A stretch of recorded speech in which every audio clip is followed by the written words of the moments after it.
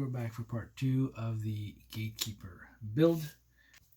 Part 1 didn't go so well, both video-wise and building-wise. The video didn't actually turn out the way I would have hoped, but live and learn, right? So this time around we're going to do the electronic mounts and the gearbox, since there's not much to do for the electronics mount. So right off the bat, we need to decide whether we're going to go with a shorty pack or a longer pack, as they have both of them in here. So there's the shorty box, and there's the standard size box. Typically, I would go for a 3S, 3 or 4,000 milliamps, and that's a fairly good size battery. So I think I'm going to go with the standard size battery pack, and we'll see if we need to change it later on. The servo horn is in the same bag, and it is quite heavy.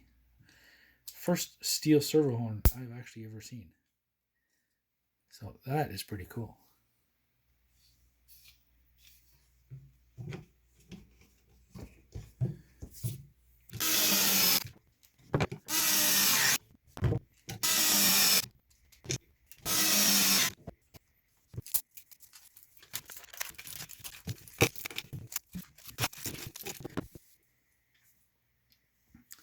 So now we're at the servo part.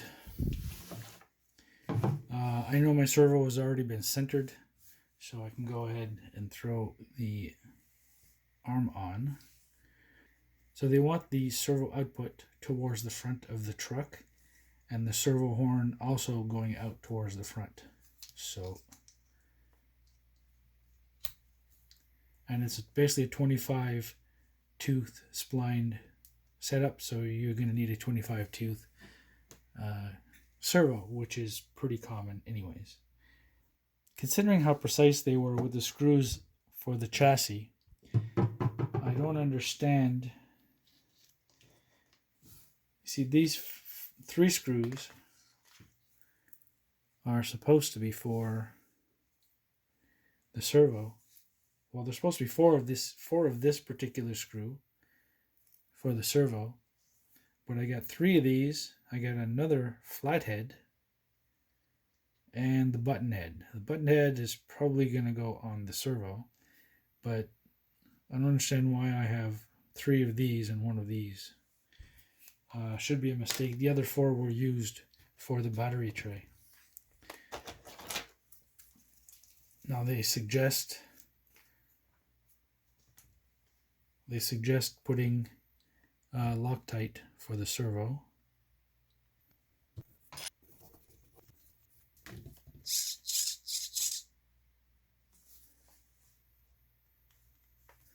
No, the screw is too long for my servo, so I'm going to swap it out for something a bit shorter. So I'm going to go with an 8mm socket cap.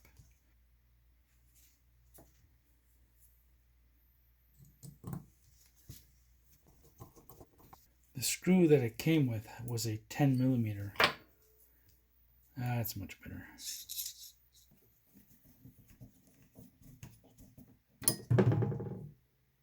So seeing as I only have 3 of these, I'll put the 2 up front and 1 in the back.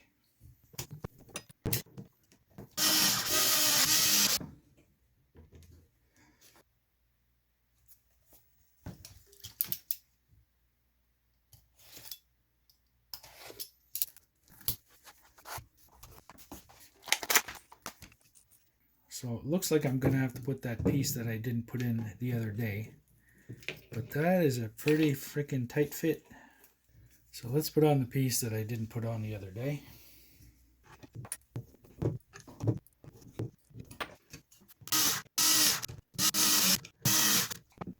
So they give you this 3M tape.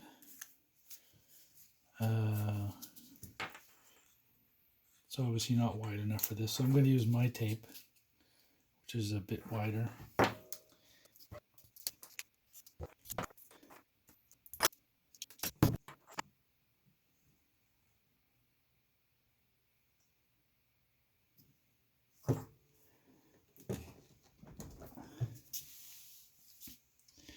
Okay, so once the motor and that's in place, I'll be able to solder these on and connect this guy. Don't know if it's going to go over the battery or under, and we'll see afterwards.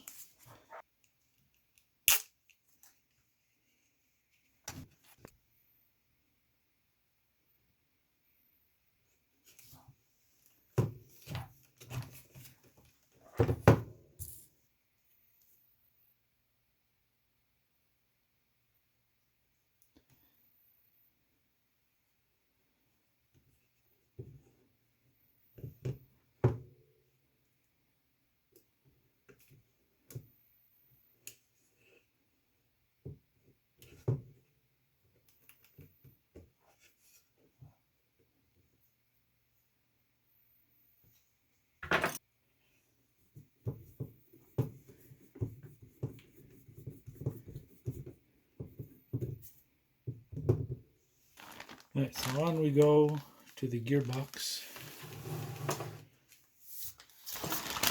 Bag number 4.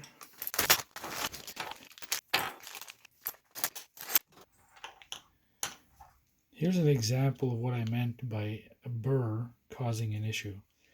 This one has the burr over here, and if I try to put it in here, it doesn't work, because this is supposed to be a tight fit. But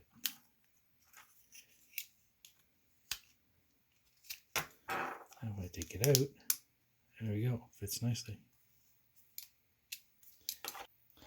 Okay, now I know there are different gearing systems. You can do an overdrive or an underdrive, but we're going to do it as per the instructions, and then later on we'll see if we need it to be anything else. Right in here it's written how many teeth the gear actually is, because there's different ones. This one's a 53, this one is a 54, and this one is a 52. Now, not only does it say this is the 53, it also says 2753. Now, I'm assuming that is to match this one here.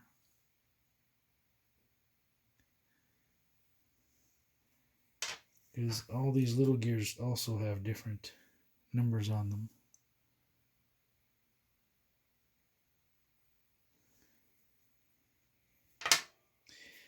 So here they're asking for the 53, so we'll start with that.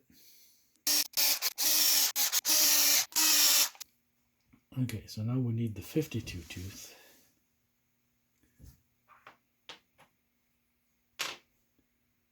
Just this one here. Now in this one, you need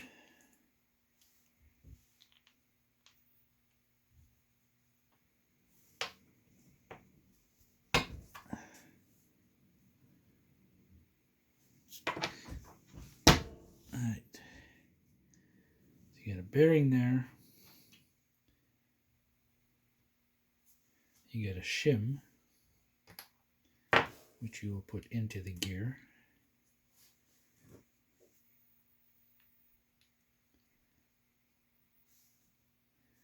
And then another bearing on this side.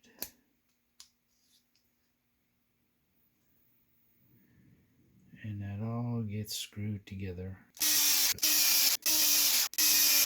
Okay, so two pieces we just made, they go inside one another like so.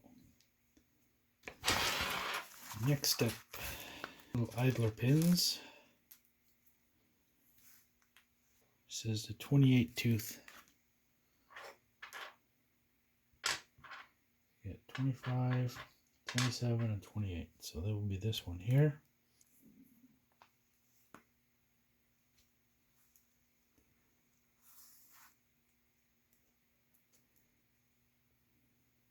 And then you need need the 27 on the other side.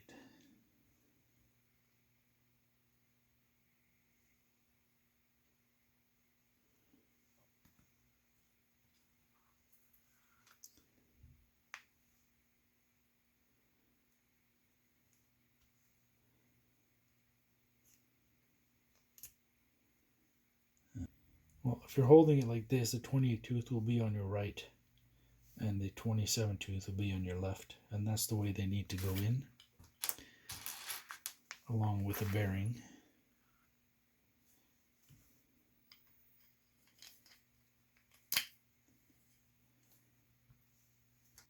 The wider metal plate goes on the right.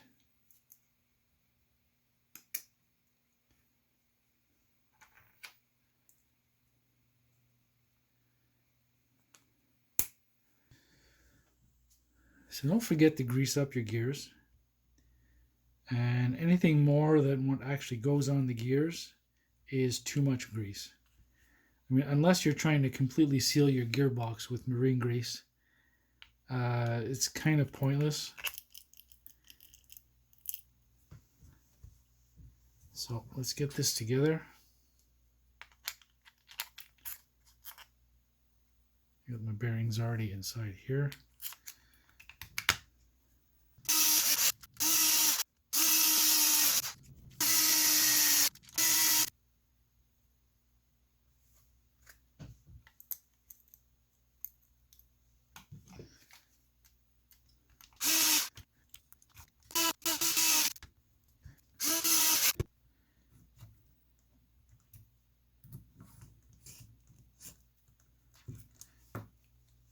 Now, I think I have an issue with that. These screws are too long for my motor. The screw holes don't go down deep enough. So I'm going to have to get some shorter screws for this. So here we have my 8mm. Loosely set it into place, because we're going to have to move it after to adjust the mesh. Now, the way I'm seeing this is there is no clutch on this truck. So we basically need to be careful. And there's flat spots here, and you need to match them front to back.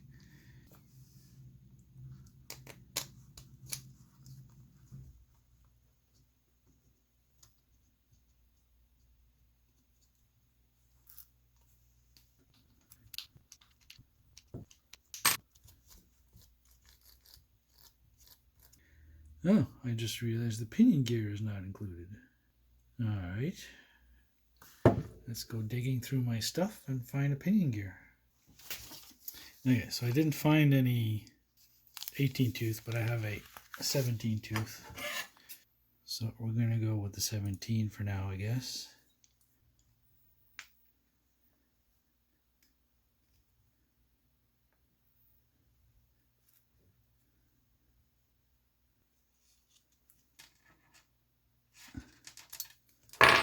Normally when I'm meshing gears,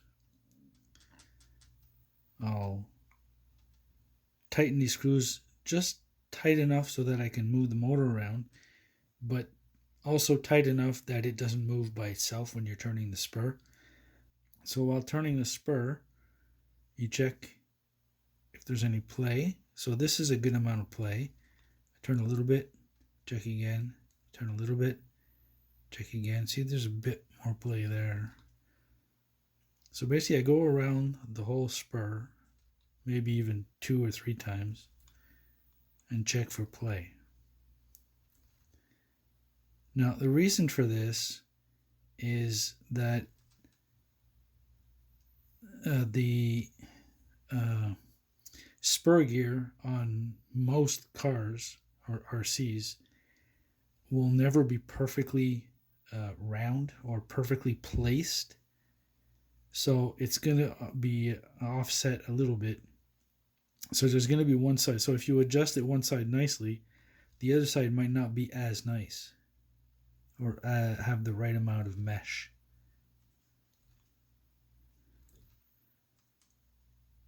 See, that's pretty good. See, right here,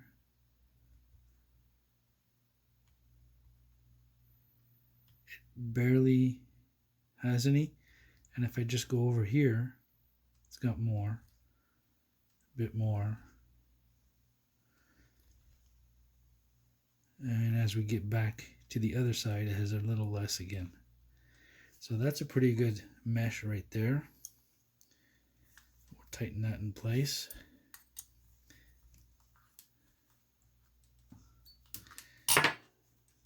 Check it again. Basically, you go around, make sure it doesn't bind anywhere, and there we go.